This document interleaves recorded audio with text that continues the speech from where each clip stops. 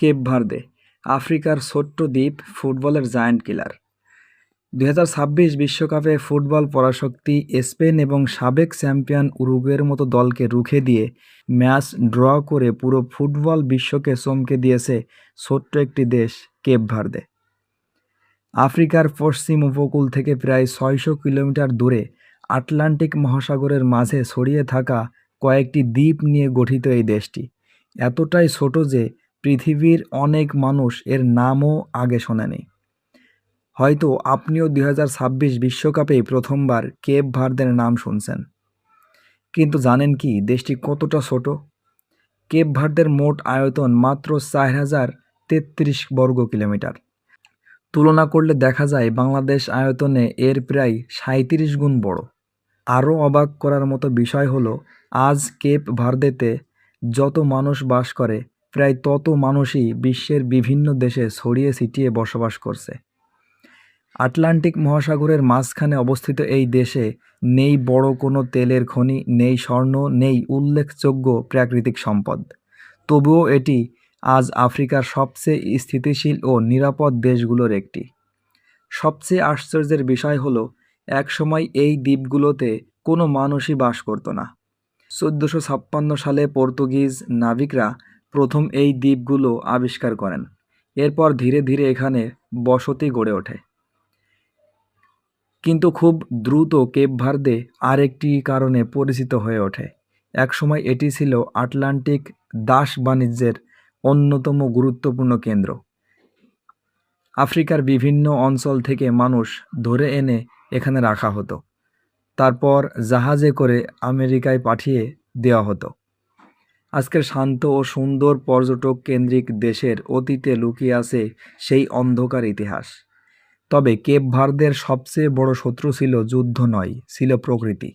এখানে বৃষ্টিপাত খুবই কম হয়।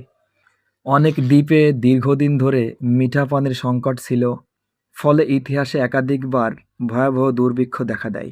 হাজার হাজার মানুষ মারা যায়, আর অসংখ্য মানুষ জীবিকার খোঁজে বিদেশে চলে যায়।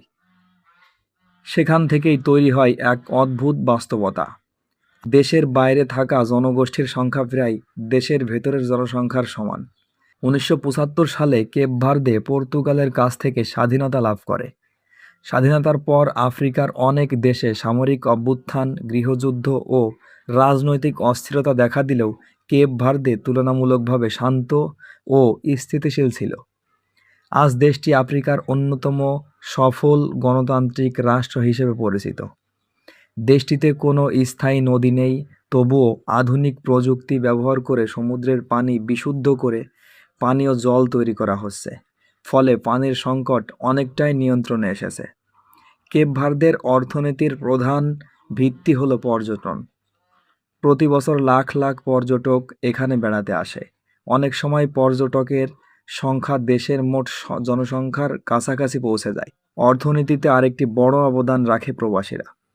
আমেরিকা, পর্তুগাল, ফ্রান্স, নেদারল্যান্ড সহ বিশ্বের বিভিন্ন দেশে থাকা কেপ ভার্দিয়ানরা প্রতি বছর বিপুল পরিমাণ অর্থ দেশে পাঠান। অনেক অর্থনীতিবিদের মতে এই প্রবাসী আয় দেশটির উন্নয়নের অন্যতম প্রধান শক্তি। তবে কেপ ভার্দের সবচেয়ে বড় সম্পদ তেল বা গ্যাস নয়, তাদের আসলে শক্তি হলো শিক্ষা, সুশাসন এবং রাজনৈতিক স্থিতিশীলতা। এই কারণেই প্রাকৃতিক সম্পদ কম থাকা সত্ত্বেও দেশটি আফ্রিকার অনেক দেশের তুলনায় উন্নত জীবনযাত্রা গড়ে তুলতে পেরেছে। বর্তমানে কেপ ভার্দের মোট জনসংখ্যা প্রায় ৬ লাখ। ধর্মের দিক থেকে প্রায় ৯০% মানুষ খ্রিস্টান। তবে ধর্মীয় সহনশীলতার জন্য দেশটি বেশ পরিচিত। এখানে বিভিন্ন ধর্ম ও সংস্কৃতির মানুষ শান্তিপূর্ণভাবে বসবাস করে। নারীদের স্বাধীনতার ক্ষেত্রেও কেপ ভার্দে আফ্রিকার অনেক দেশের চেয়ে এগিয়ে। নারীরা শিক্ষা, চাকরি, ব্যবসা এবং রাজনীতিতে সক্রিয়ভাবে অংশগ্রহণ করেন। নিরাপত্তার দিক থেকেও দেশটি আফ্রিকার অন্যতম নিরাপদ দেশ হিসেবে পরিচিত। ছোটোখাটো চুরি ছিনতাই থাকলেও গৃহযুদ্ধ, সন্ত্রাসবাদ বা বড় ধরনের রাজনৈতিক সহিংসতা এখানে খুবই বিরল। তবে সব কিছুই যে নিখুঁত তা নয়। বেকারত্ব এখনও একটি বড় সমস্যা, তাই অনেক তরুণ উন্নত জীবনের আশায় ইউরোপ বা আমেরিকায় চলে যায়।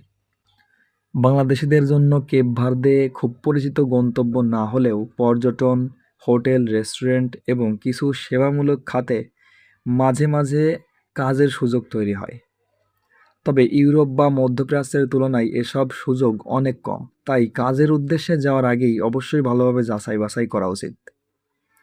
সবশেষে বলা যায়, কেপ ভার্দে হয়তো আফ্রিকার সবচেয়ে ধনী দেশ নয়, কিন্তু এটি নিঃসন্দেহে সবচেয়ে সফল ছোট দেশগুলোর একটি।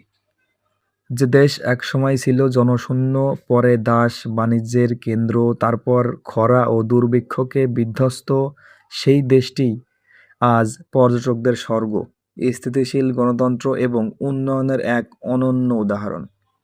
কেপ ভার্দে আমাদের শেখায়, একটি দেশের উন্নতির জন্য শুধু তেল, গ্যাস বা প্রাকৃতিক সম্পদই যথেষ্ট নয়। সুশাসন, শিক্ষা, রাজনৈতিক স্থিতিশীলতা এবং মানুষের পরিশ্রম থাকলে একটি ছোট দেশও বিশ্বে নিজের পরিচয় তৈরি করতে পারে। ভিডিওটি ভালো লাগলে একটি লাইক দিন, বন্ধুদের সঙ্গে শেয়ার করুন। আরও অজানা দেশের তথ্য জানতে অবশ্যই আমাদের চ্যানেলটি সাবস্ক্রাইব করে রাখতে পারেন। আল্লাহ হাফেজ।